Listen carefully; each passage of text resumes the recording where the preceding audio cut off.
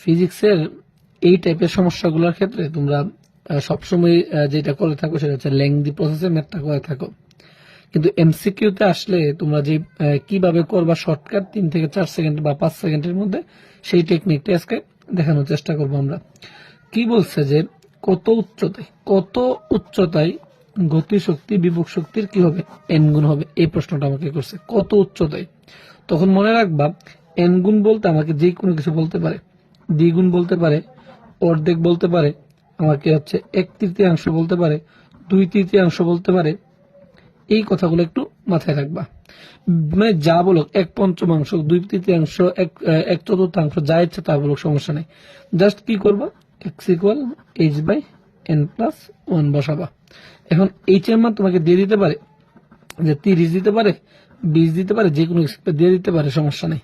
তখন ধরো আমি 30 বসাইলাম আর এন এর মান আমি দ্বিগুণ ধরলাম। এন এর মান কি ধরলাম, দ্বিগুণ ধরলাম। তখন এন এর মান 2 + 1 তার মানে হচ্ছে 30/3, তার মানে হচ্ছে কত আমাদের 3 × 10 = 30, তার মানে 10 মিটার আসে। একটু খেয়াল রাখবা জাস্ট কত উচ্চতায় গতিশক্তি বিভব শক্তির এন গুণ বলছে। যা বলো ভাই, যদি অর্ধেক বলতো আমাকে অর্ধেক, তাহলে আমরা 30 ভাগ কি করতাম, মানে এইচ আর কি, 30 মানে হচ্ছে এইচ, তখন এইচ এই এন এর মান হচ্ছে ½ + 1, এটাকে ক্যালকুলেশন করলে যা আসে তা হচ্ছে